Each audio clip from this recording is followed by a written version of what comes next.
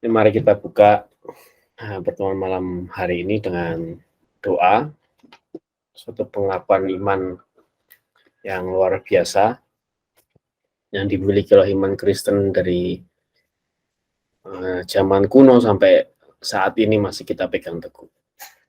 Mari kita berdoa dalam nama Bapa dan Putra dan Roh Kudus. Amin. Kami percayakan satu Allah, Bapa yang Maha Kuasa, Pencipta langit dan bumi, dan segala sesuatu yang kelihatan dan tak kelihatan. Dan akan satu Tuhan Yesus Kristus, Putra Allah yang tunggal. Ia lahir dari Bapa sebelum segala abad. Allah dari Allah, terang dari terang, Allah benar dari Allah benar. Ia dilahirkan, bukan dijadikan. Sehakikat dengan Bapa, segala sesuatu dijadikan olehnya. Ia turun dari surga untuk kita manusia dan untuk keselamatan kita. Dan ia menjadi daging oleh Roh Kudus dari perawan Maria dan menjadi manusia. Ia pun disalibkan untuk kita. Waktu Pontius Pilatus, ia wafat kesengsaraan dan dimakamkan. Pada hari ketiga ia bangkit menurut kitab suci. Ia naik ke surga, duduk di sisi Bapa. Ia akan kembali dengan mulia, mengadili orang yang hidup dan yang mati. Kerajaannya tak akan berakhir. Kami percayakan Roh Kudus, ia Tuhan yang menghidupkan. Ia berasal dari Bapa dan Putra, yang serta Bapa dan Putra disembah dan dimuliakan. Ia bersabda dengan perantaran para nabi. Kami percayakan gereja yang satu, kudus, katolik, dan apostolik. Kami mengakui satu pembaptisan akan penghapusan dosa. Kami menantikan kebangkitan orang mati dan hidup di akhirat. Amin. Kemuliaan kepada Bapa dan Putra dan Roh Kudus, seperti pada permulaan, sekarang, selalu, dan sepanjang segala abad. Amin. Santo Agustinus dari Hippo, Santo Hieronymus, Santo Yohanes Chrysostomus, doakanlah kami. Amin. Dalam nama Bapa, Putra, Roh Kudus. Amin.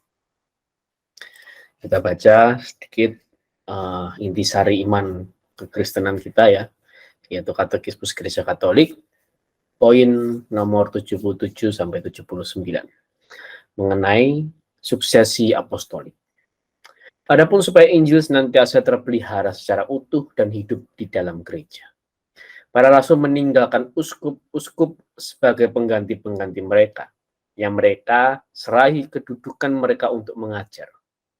Maka pewartaan para rasul yang secara istimewa diungkapkan dalam kitab-kitab yang diilhami harus dilestarikan sampai kepenuhan zaman melalui penggantian yang tiada putusnya.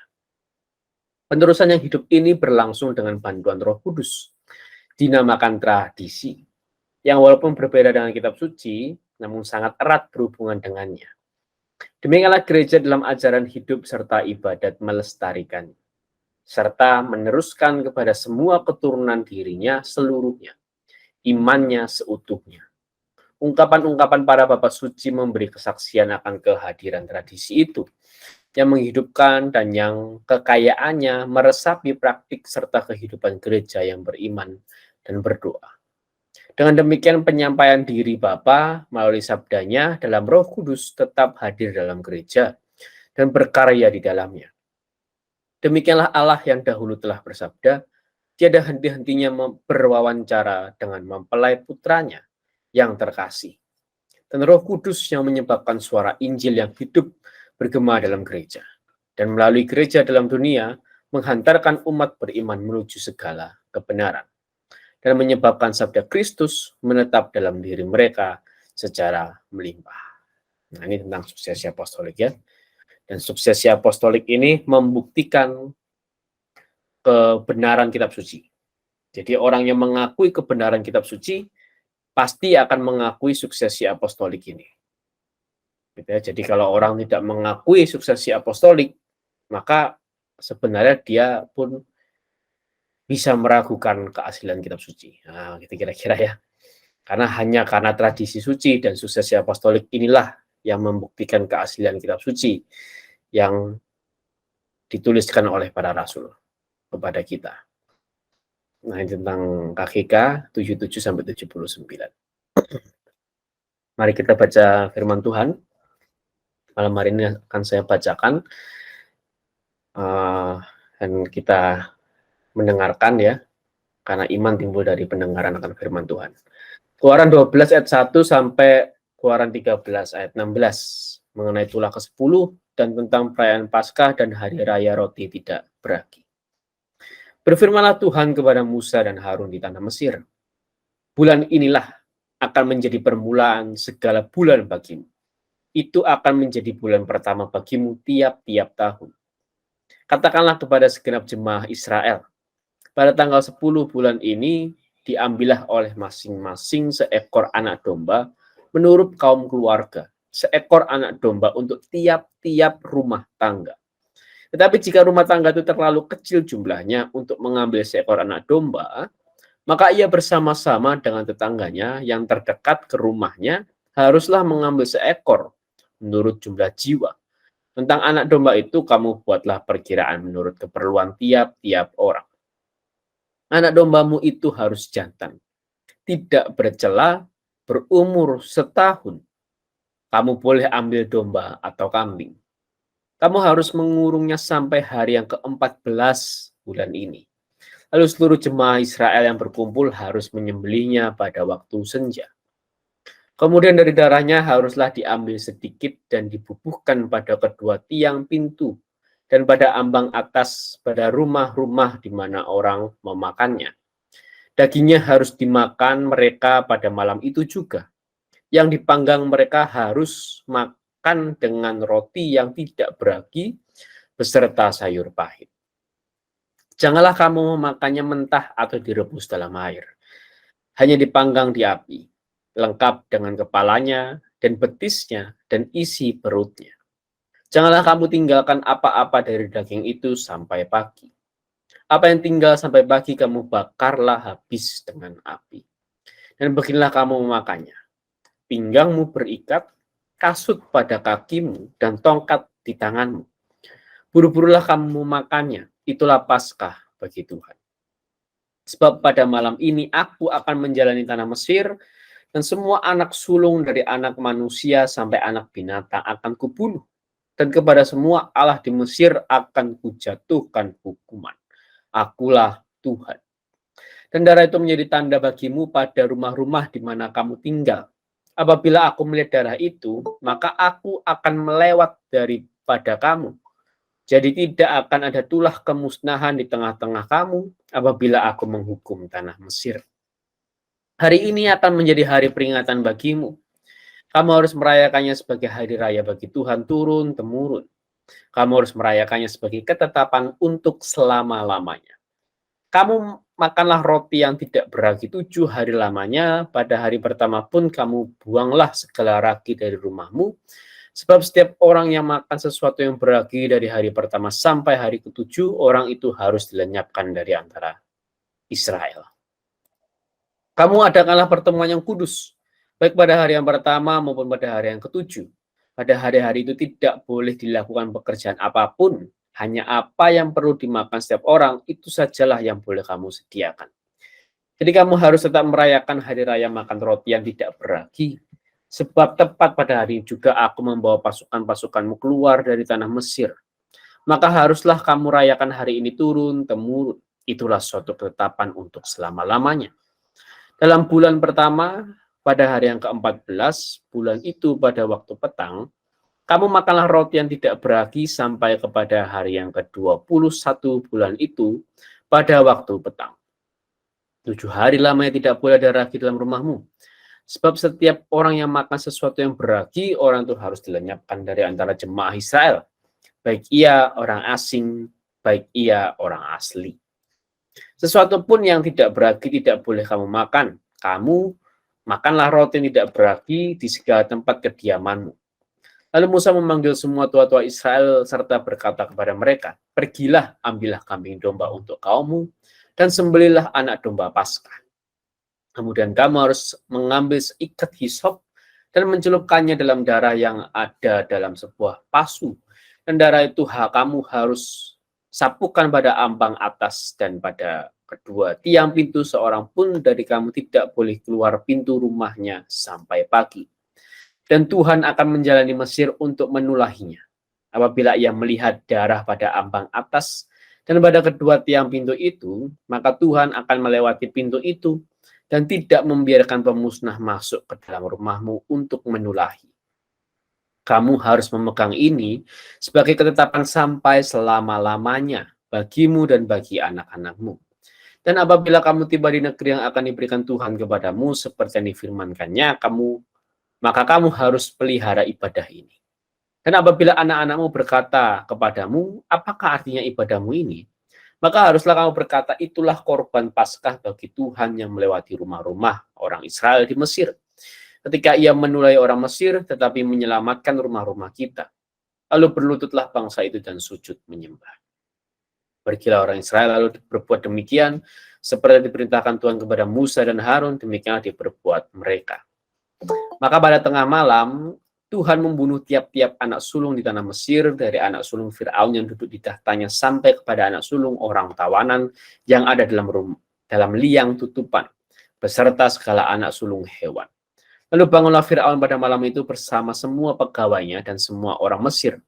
Dan kedengaranlah seruan yang hebat di Mesir, sebab tidak ada rumah yang tidak kematian. Lalu pada malam itu dipanggilnyalah Musa dan Harun, katanya, bangunlah, keluarlah dari tengah-tengah bangsaku, baik kamu maupun bangsa Israel. Pergilah, beribadahlah kepada Tuhan, seperti katamu itu. Bawalah juga kambing dombamu dan lembu sapimu seperti katamu itu. Tetapi pergilah dan mohonkanlah juga berkat bagiku. Orang Mesir juga mendesak dengan keras kepada bangsa itu, menyuruh bangsa itu pergi dengan segera dari negeri itu, sebab kata mereka, nanti kami mati semuanya. Lalu bangsa itu mengangkat adonannya sebelum diragi dengan tempat adonan mereka terbungkus dalam kainnya di atas bahunya. Orang Israel melakukan juga seperti kata Musa. Mereka meminta dari orang-orang Mesir barang-barang emas dan perak serta kain-kain. Dan Tuhan membuat orang Mesir bermurah hati terhadap bangsa itu, sehingga memenuhi permintaan mereka. Demikianlah mereka merampasi orang Mesir itu. Kemudian berangkatlah orang Israel dari Ramses ke Sukot. Kira-kira 600.000 orang laki-laki berjalan kaki, tidak termasuk anak-anak. Juga banyak orang dari berbagai bangsa turut dengan mereka, lagi sangat banyak ternak kambing domba dan lembu sapi. Adonan yang dibawa mereka dari Mesir dibakarlah menjadi roti bundar yang tidak beragi, sebab adonan itu tidak diragi, karena mereka diusir dari Mesir dan tidak dapat berlambat-lambat, dan mereka tidak pula menyediakan bekal baginya.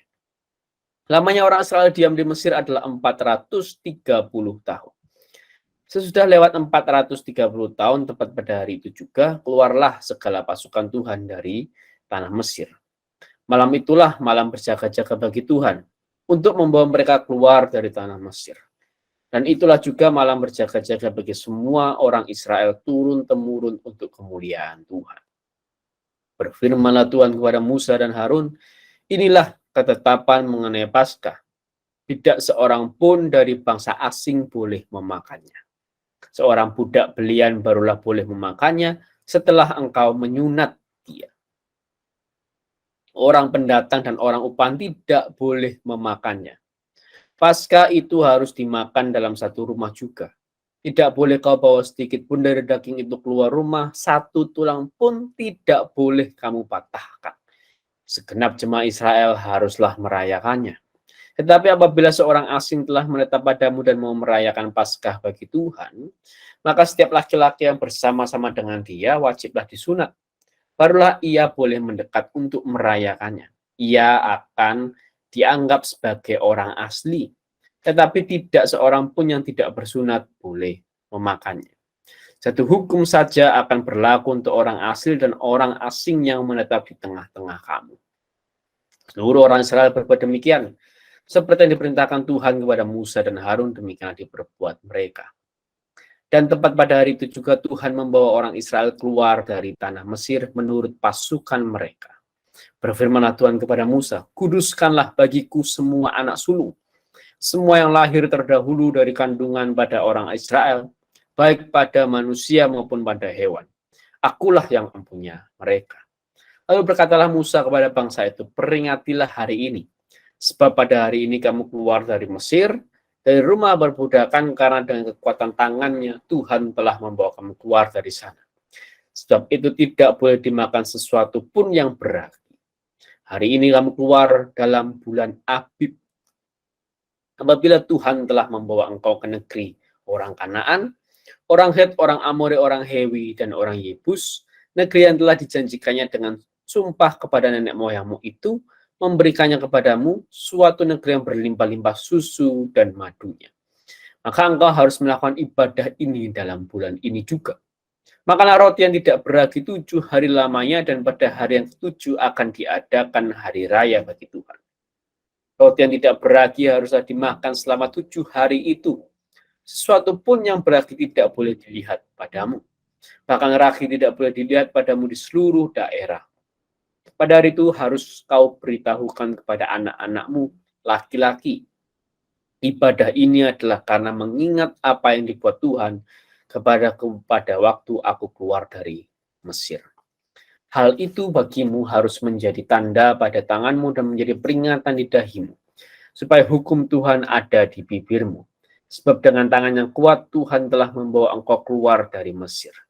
Haruslah kau pegang ketetapan ini pada waktunya yang sudah ditentukan dari tahun ke tahun. Apabila engkau telah dibawa Tuhan ke negeri orang Kanaan, seperti yang telah dijanjikannya dengan sumpah kepadamu dan kepada nenek moyangmu, dan negeri itu telah diberinya kepadamu. Maka haruslah kau persembahkan bagi Tuhan segala yang lahir terdahulu dari kandungan. Jika setiap kali ada hewan yang kau punyai beranak pertama kali, anak jantan yang sulung adalah bagi Tuhan. Tetapi setiap anak keledai yang lahir terdahulu kau tebuslah dengan seekor domba. Atau jika engkau tidak menebusnya, engkau harus mematahkan batang lehernya. Tapi mengenai manusia, setiap anak sulung di antara anak-anakmu lelaki haruslah kau tebus. Dan apabila anakmu akan bertanya kepadamu di kemudian hari, apakah artinya itu? Maka haruslah engkau berkata kepadanya, dengan kekuatan tangannya Tuhan telah membawa kita keluar dari Mesir, dari rumah perbudakan. Sebab ketika Firaun dengar, dengan tegar menolak untuk membiarkan kita pergi, maka Tuhan membunuh semua anak sulung di tanah Mesir, dari anak sulung manusia sampai anak sulung hewan. Itulah sebabnya maka aku biasa mempersembahkan kepada Tuhan segala binatang jantan yang lahir terdahulu dari kandungan. Sedang semua anak sulung di antara anak-anakku lelakiku tebus. Hal itu harus menjadi tanda pada tanganmu dan menjadi lambang di dahimu, sebab dengan kekuatan tangannya Tuhan membawa kita keluar dari Mesir. Demikianlah sabda Tuhan, syukur kepada Allah. Mari teman-teman Bapak Ibu, silakan kita masuk ke sesi sharing. Silakan kalau mau ada yang sharing, ada yang mau memberikan kesaksian atau ada yang mau bertanya, silakan. Mas, saya ada pertanyaan, Mas. Silakan. Pertanyaannya, kenapa yang selalu diistimewakan itu anak sulung gitu? Kenapa anak sulung itu harus seperti nggak hanya anak sulung manusia ya, tapi anak sulung hewan dan segala macam itu kok kayak jadi dipersembahkan lah, atau dikuduskan, atau kata yang tepat ya. Ya pokoknya diutamakan itu kenapa? Kenapa nggak semua anak di Israel itu mendapat perlakuan yang sama? Apakah ada alasannya? Itu aja. Ya, pertanyaan yang menarik ya. Karena pertanyaan ini kenapa muncul? Karena kita memandangnya dari sudut pandang zaman sekarang. Nah, kenapa saya bilang begitu? Karena begini, di zaman sekarang semua anak sama. Kita harus, zaman sekarang punya tuntutan begini, kita harus memandang, kita harus memperhatikan, mengasihi, kita harus memberikan hak kepada semua anak kita tuh sama. Entah itu laki-laki, entah itu perempuan, harus sama. Itu kan pandangan orang modern zaman sekarang. Kan? Kenapa demikian? Ya karena kalau salah satu saja diistimewakan akan terjadi kecemburuan dan akhirnya menyebabkan psikologis anak yang lain menjadi tidak baik gitu misal, atau mungkin hanya mengistimewakan anak laki-laki saja, yang perempuan tidak, maka itu juga akan menyebabkan psikologis anak perempuan juga tidak baik, atau bahkan menyebabkan pertumbuhan jumlah gender perempuan menjadi lambat. Nah, misalnya begitu. Itu kan pandangan orang zaman sekarang. Tapi kalau kita lihat ke pandangan orang zaman dulu, gitu ya, itu orang kuno tuh menganggapnya anak laki-laki pertama itulah yang diistimewakan memang.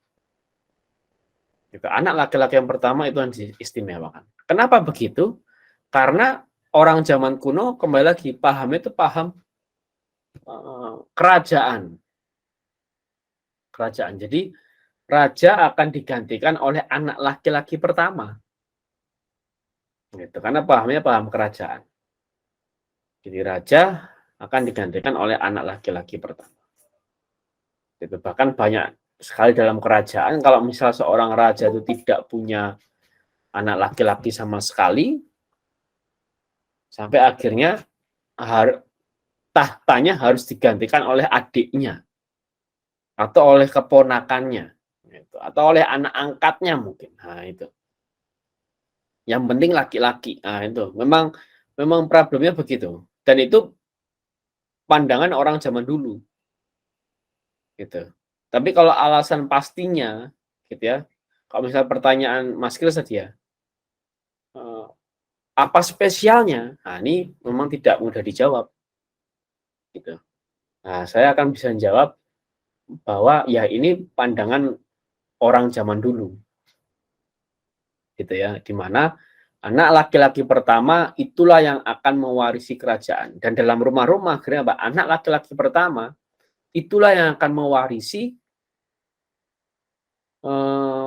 harta ayahnya. Gitu, anak sulung. Laki-laki pertama telah mewarisi harta ayahnya. Nah, yang menarik adalah begini.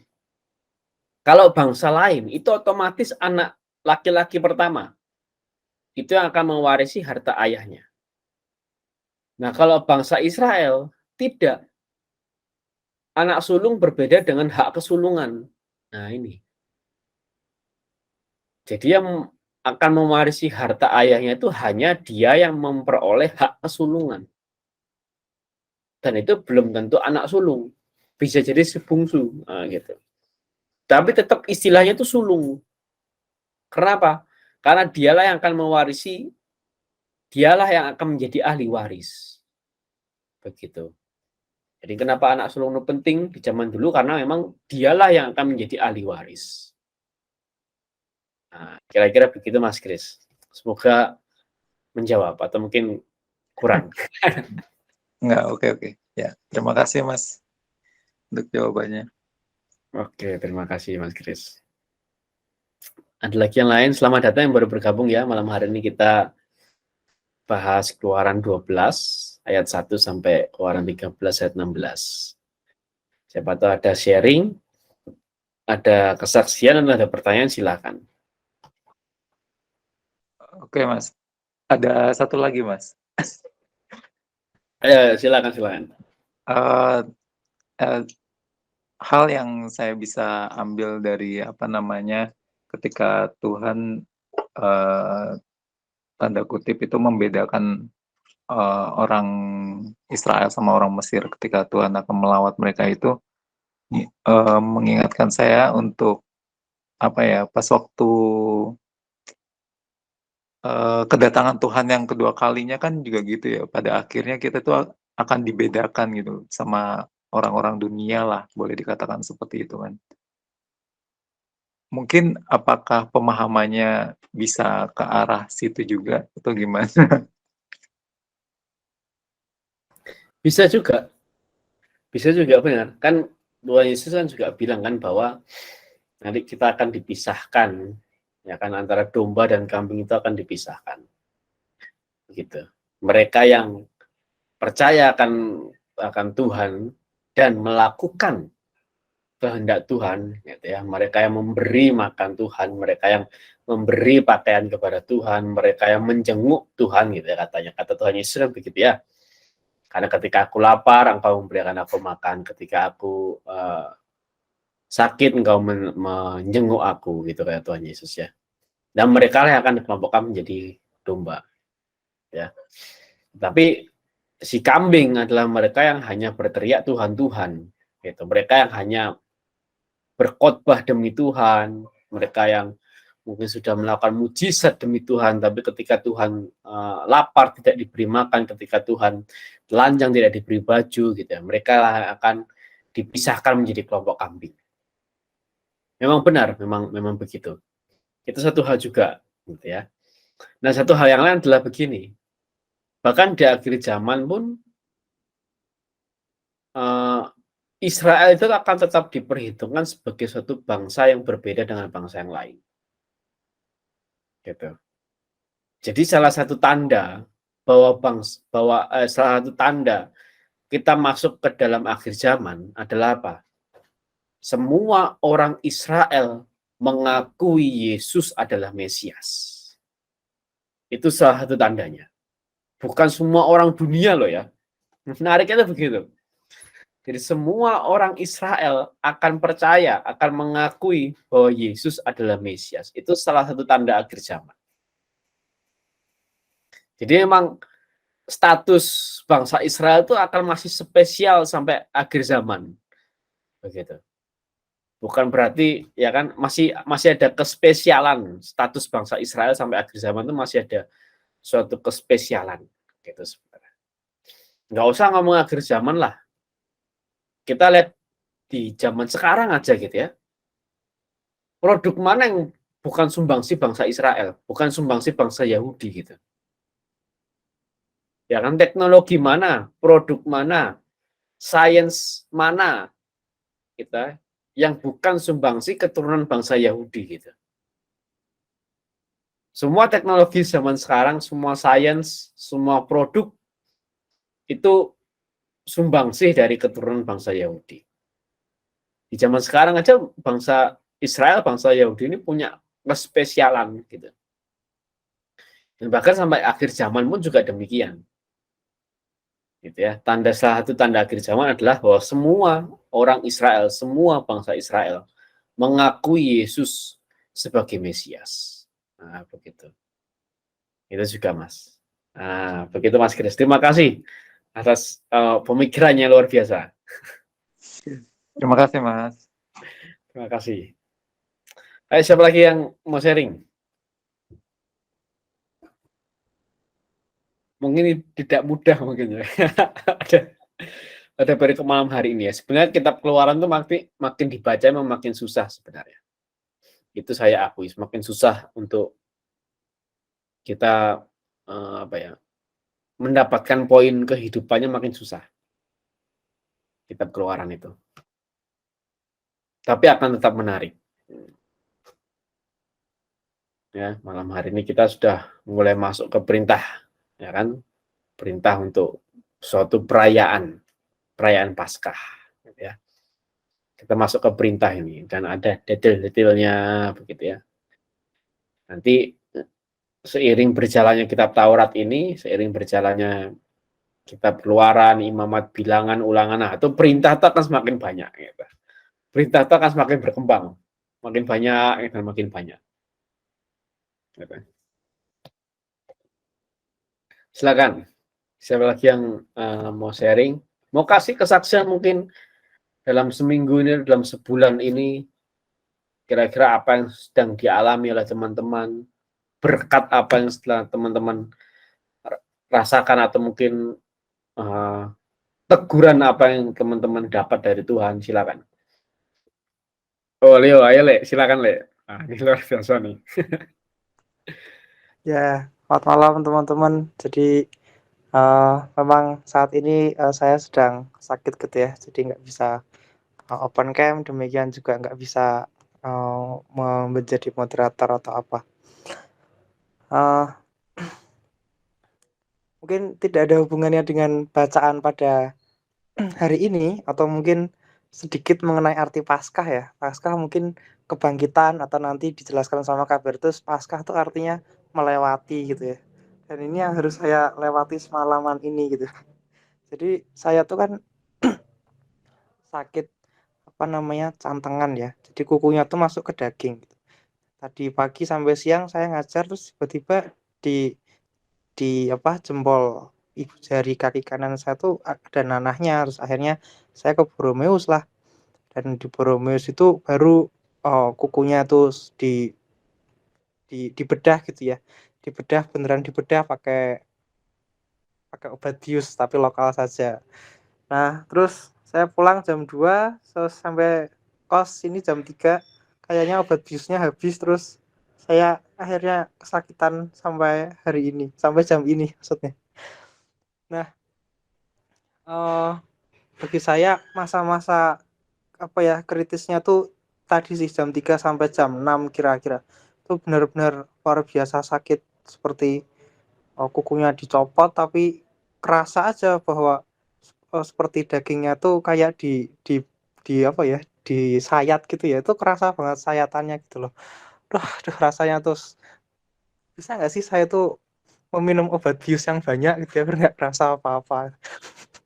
Tapi lagi-lagi bahwa bacaan hari ini tuh mengenai Paskah itu yang harus dilewati oleh bangsa Israel, bahwa dalam dalam ini aku cocok logi aja ya, udah bodo amat aku ya, gitu. Apa ya, dalam satu malam itu, sehingga saya pun juga nggak yakin apakah dalam satu malam ini saya dapat tidur nggak ya, atau saya malah terus kesakitan saya pagi, saya pun juga nggak tahu tuh. Tapi itu yang harus saya hadapi.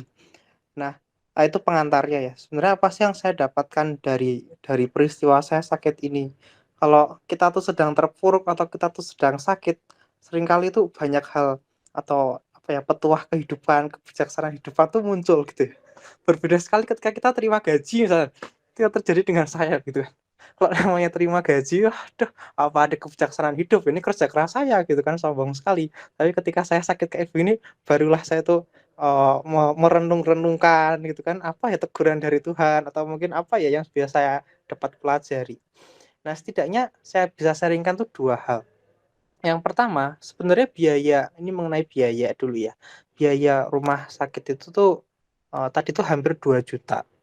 Nah, tapi karena saya tuh kenal dengan teman administrasi, dia tuh mengatakan bahwa, "Oh, ini tuh nggak harus segini," gitu.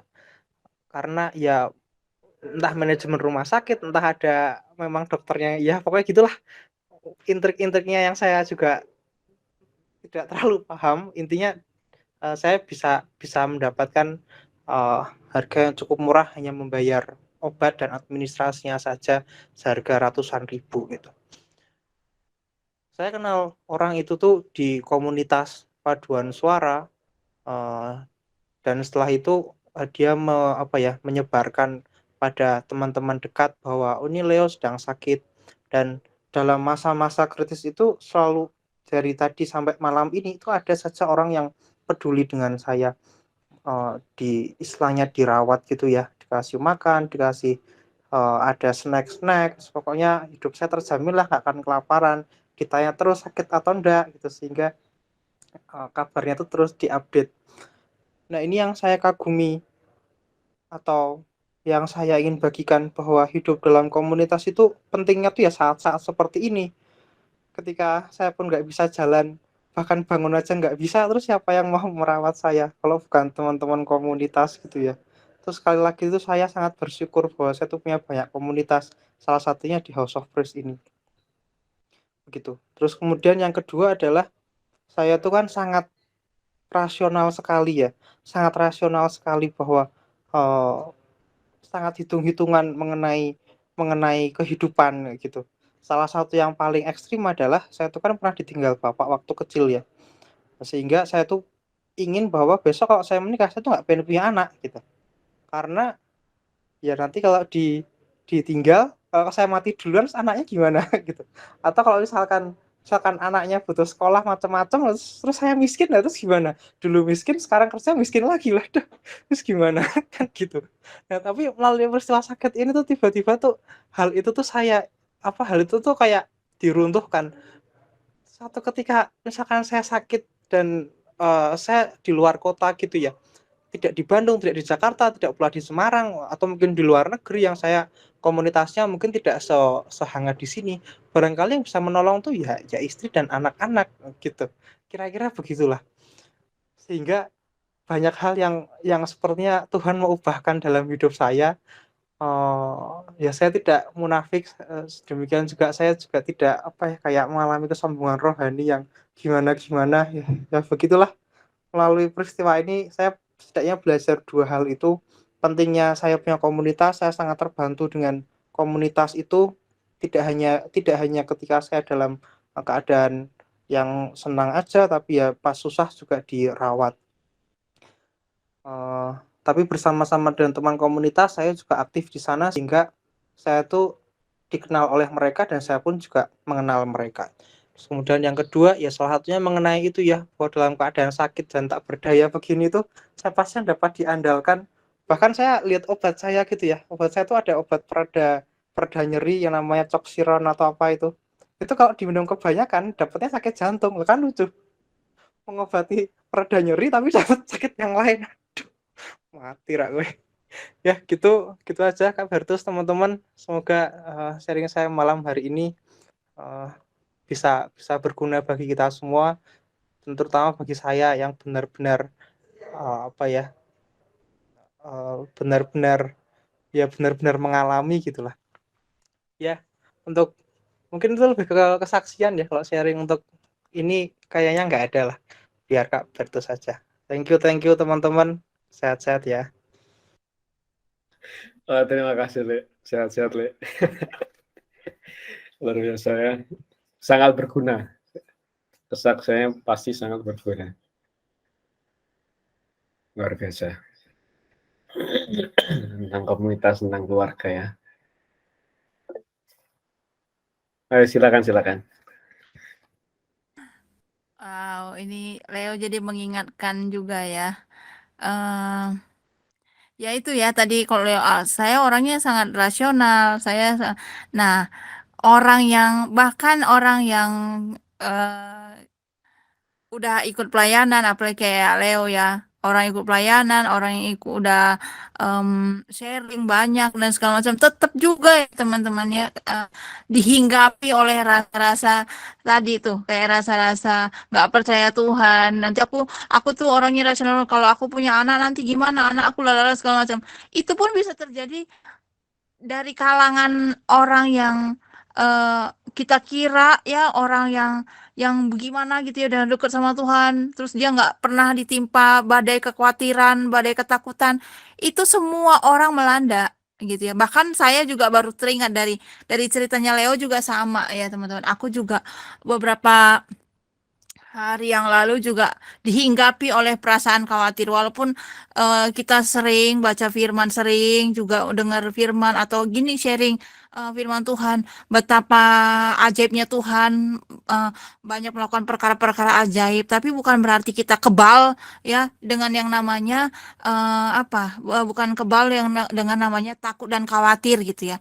Nah, itu tetap ada tuh dihinggapi itu, yang makanya kita perlunya kita tolak, kita kebas-kebas lah kalau bahasa ininya ya, bahasa orang anak-anak PD-nya, kita bebaskan dari rasa itu, karena itu yang meruntuhkan iman juga tadi tuh, kayak yang Leo cerita itu bisa meruntuhkan iman. Jadi kita nggak bisa mengalami banyak banyak pengalaman-pengalaman rohani yang nggak bisa menimbulkan kesaksian nantinya kalau kita nggak melewati hal itu gitu ya. Nah, ini saya ngomong ini mungkin suami saya tuh ketawa-ketawa karena baru aja kejadian. Saya tuh khawatir, takut untuk masa depan, khawatir takut ini kita banyak biaya, ini kita lalala segala macem, sampai saya pusing, sampai sampai eh, banyak hal gitu yang saya juga mempersalahkan dia, mempersalahkan keadaan, mempersalahkan banyak hal gitu ya.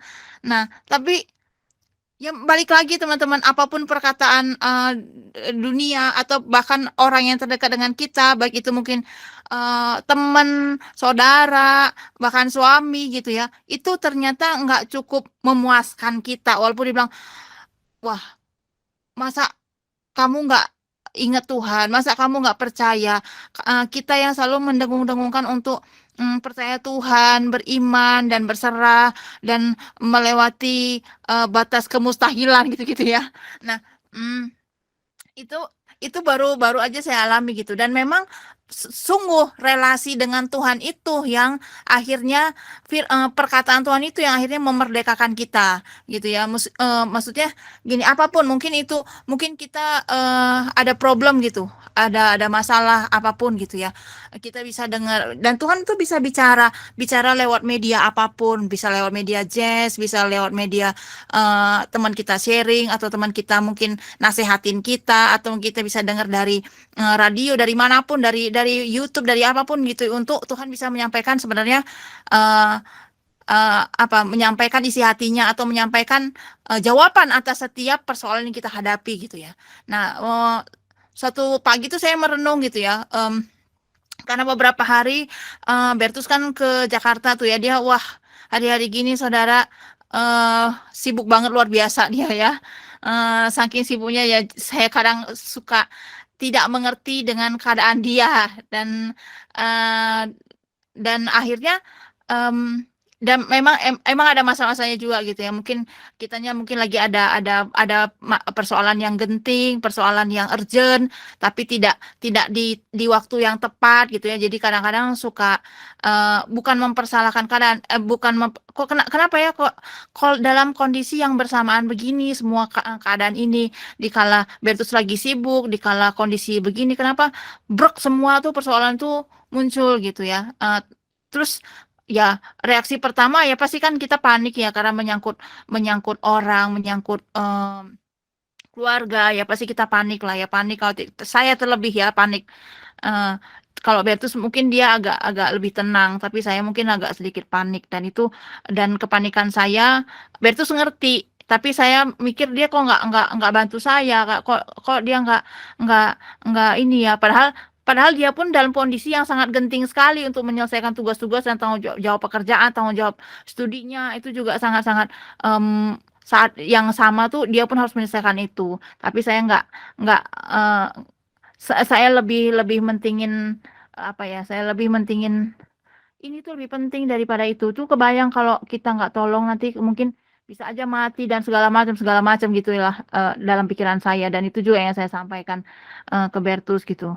Nah, mungkin sayanya juga lagi banyak persoalan, mungkin banyak pikiran, banyak tekanan gitu ya. Jadi itu yang saya perkatakan gitu ya. Tapi setelah saya merenung, kenapa ya kayak gini, kenapa ya begitu, kenapa dan segala macam gitu. Sampai di satu pagi waktu Bertus ada di Jakarta dan saya berangkat sendiri gitu ya ke kantor. Di jalan saya merenung gini, kok kayak merenung, kok kayak gini ya, ini sebenarnya Tuhan mau apa? Karena dari awal pun ketika saya memutuskan untuk mau menikah, itu juga saya udah tahu dari awal kalau saya nggak bisa banyak berharap dari Bertus. Bahkan sama siapapun kita nggak boleh banyak berharap gitu ya. Mau itu siapapun, mau teman, mau keluarga, orang tua, anak, kakak, adik, dan segala, kita nggak bisa meletakkan pengharapan kita sama manusia gitu. Tapi ya hanya pada Tuhan saja sebenarnya. Karena hanya satu-satunya penolong tuh hanya Dia. Hanya yang bisa buka jalan hanya Dia. Yang jawaban yang paling tepat itu hanya memang yang keluar dari perkataan dari Tuhan. Itu udah sangat terbukti gitu ya. Nah, sampai satu saat, aduh ini Tuhan, ini Beatrice kayak gini, aku kesel, aku marah, jengkel dan segala macam gitu ya. Ini kok dia kayak gitu. Tapi ya udahlah. Walaupun mungkin Bertus sudah berusaha untuk ya dia lakukan banyak hal gitu ya untuk menenangkan aku, dan aku nggak cukup bisa menenangkan tapi dia nggak cukup menenangkan aku, dan karena dia nggak memberikan jawaban apapun yang memuaskan aku, karena ya kenyataannya yang itulah mungkin dalam pikiran ya itulah yang harus kita terima, itu yang harus kamu terima, tepatnya aku gitu ya, itu kenyataan itu. Dia nggak membantu apapun, dan memang Bertus nggak banyak membantu sih ya. Dia nggak pernah banyak membantu persoalan-persoalan hidup saya. Memang tepatnya Tuhan yang hanya membantu. Karena balik lagi ya memang hanya itu gitu. Terus akhirnya kesel, Tuhan ini gimana ya? Udah saya jengkel, saya nggak mau kok kayak gitu. Kok begini ya, kok begitu dan segala macam. Sampai suatu saat Tuhan juga nggak ngomong apa-apa. Cuma yang saya rasain itu belas kasihan Tuhan itu turun atas saya. Nah, tadinya saya mau bete lama-lama sama Bertus, itu nggak jadi bete lama-lama, walaupun mungkin adalah serpian-serpian itu masih ada kekesalan saya gitu ya. Tapi ternyata ini loh namanya kalau kita mau ngomong ya, kita apa adanya ke Tuhan. Makanya kalau berdoa sama Tuhan tuh ngomong aja apa adanya. Tuhan aku kesel sama si A, si B, si C. Tuhan aku kayak gini, kita ngomong karena tanpa kita ngomong sebenarnya Tuhan juga tahu. Tapi kan kita nggak berdusta sama Tuhan, nggak mengada-ngada yang pura-pura keadaan itu baik, padahal sebenarnya nggak baik gitu ya. Tapi jujur dengan Tuhan dan Tuhan ngasih tahu. Dan memang Tuhan pun tidak membela kamu tuh harus hormat sama Bertus. Harusnya kamu enggak ada Tuhan nggak nasehatin saya seperti itu. Tuhan turunkan belas kasihnya, Tuhan turunkan kasih hati yang mengampuni. Nah, hati yang mengampuni, padahal itu salah enggak juga, tapi karena saya kesel kan saya jadi bad ya, jadi akhirnya ini orang ngeselin banget sih gitu. Akhirnya saya sanggup untuk mengampuni. Jadi sebenarnya kita bisa nggak mengampuni orang? Sebenarnya kita nggak mampu dan nggak sanggup. Tapi kalau roh itu turun, roh Allah itu turun, kita sanggup mengampuni. Nah, akhirnya dengan belas kasih Tuhan, dengan cintanya Tuhan dan segala macam saya bisa mengampuni. Ini teman-teman bukan mengampuni yang kayak gimana. Nah, kan namanya kita satu rumah, namanya udah berkeluarga, all the time kita 24 jam dan sampai mati kita ketemu orang yang sama. Hal-hal semacam itu tuh jadi ya itu penggenapan janji Tuhan semua. Kalau udah nikah katanya penggenapan janji Tuhan itu terjadi. Jadi kalau mau janji Tuhan itu semakin tergenapi, cepat-cepatlah kalian menikah. Jadi benar-benar teruji kasih yang nyata itu, yang bukan halu-halu kayak orang-orang pacaran gitu ya. Itu semuanya semu. Tapi kalau udah menikah, kita nggak bisa lari kemana-mana gitu, nggak. Sama sekali kita nggak bisa lari. Tapi semakin nyata dan semakin kerasa, bahkan kita berlomba-lomba untuk penggenapan janji Tuhan itu gitu. Jadi maksudnya gini, ya kalau kamu harus lakukan apa yang kamu pernah dengar, apa yang pernah kamu bagikan sama orang, kamu lakukan. Jadi kita menjalani itu gitu. Kalau katanya mengampuni itu 70 kali, of course. Di pernikahan itu kita nggak bisa sistem udahlah gue bete sama dia, gue nggak mau lagi ketemu sama dia, udahlah gue nggak mau sekamar sama dia, pindah, enggak. Mau apapun ceritanya tetap harus sekamar, tetap harus bergandengan walaupun kita lagi bete-betean gitu ya. Itu nggak bisa. Nah, jadi memang seperti itu. Tapi memang butuh belas kasih Tuhan. Jadi kalau mau ketemu nikah itu dituntut kedewasaan yang luar biasa. Jangan ke kanak-kanakan gitu ya. Nah, ini yang mungkin jadi PR untuk setiap kita, bahkan untuk sama lah halnya dengan saya juga. Jadi kalau orang dewasa tuh ya begitu. Kalau kamu salah, ya belajar untuk berani untuk ya meminta maaf. Kalaupun kamu nggak salah, sekalipun dia yang salah, tapi kamu harus belajar untuk apa? Ya tetap mengasihi, tetap mengampuni gitu. Dan itu sama sekali kalau pakai kota sendiri ya nggak mungkin lah ya gitu. Tapi aku rasa semakin nyata gitu loh. Dan semakin nyata memang perbuatan nyata Tuhan gitu lah. Nah itu yang terjadi, langsung belas kasihan Tuhan tuh turun lah. Saat itu aku lagi di Damri tuh, bayangin aja teman-teman. Lagi lagi di Damri, aku merenungkan semuanya. Karena aku mau hidup damai, ya berarti kalau pilihan kita mau hidup damai, kita harus ngambil keputusan yang benar ya. Ya apa ya keputusan yang benar? Ya kamu harus mengampuni dia. Ya dia juga bingung kondisi dia juga. Mungkin dia nggak bisa pahami kamu 100%. Hanya saya yang mengerti kamu gitu mungkin Tuhan bilang ya. Tapi kamu harus mengampuni dia. Nah, saat Tuhan kasih roh itu turun saya lega banget, tenang banget dan saya jadi belas kasihan Tuhan tuh yang turun atas saya jadi bukan kasihan sama Bertus, enggak. Jadi saya mikir, oh iya ya.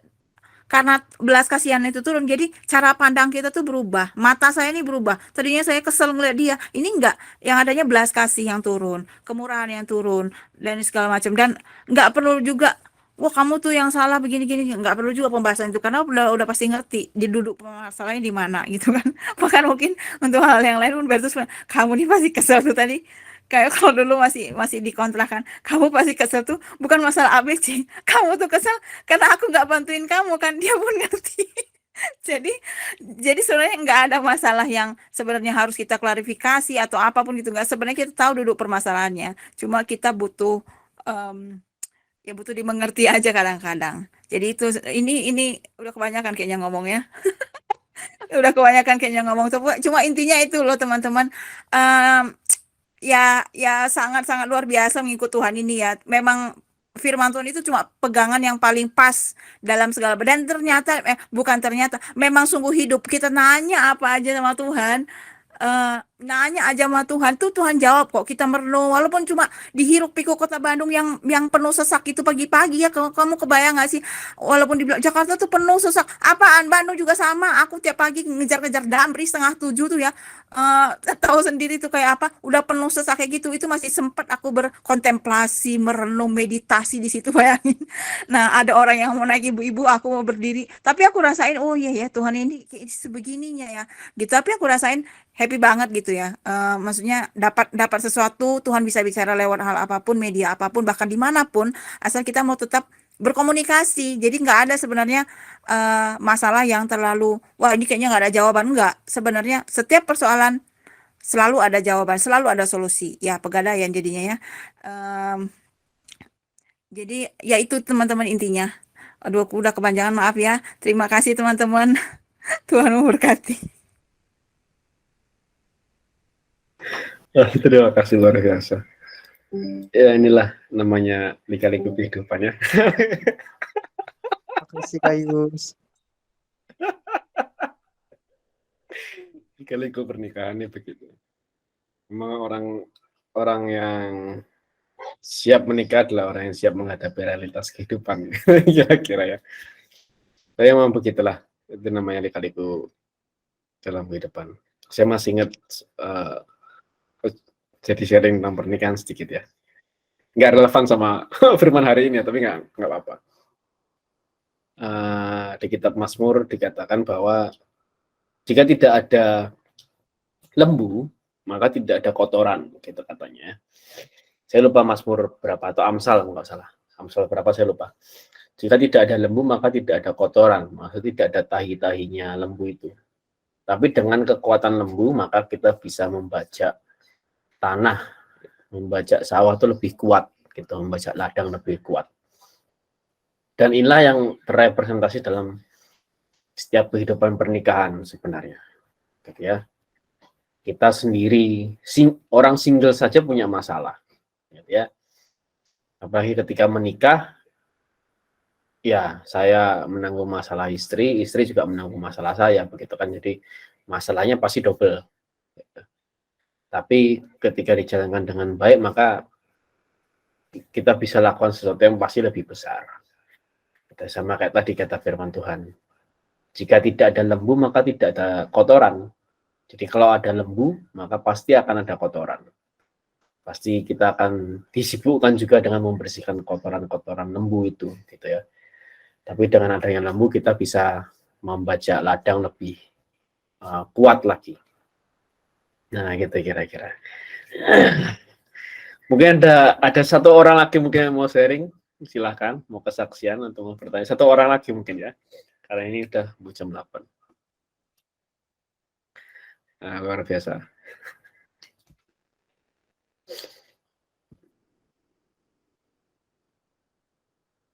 Tidak ada, sudah cukup. Oke ya, kita akan masuk ke materi.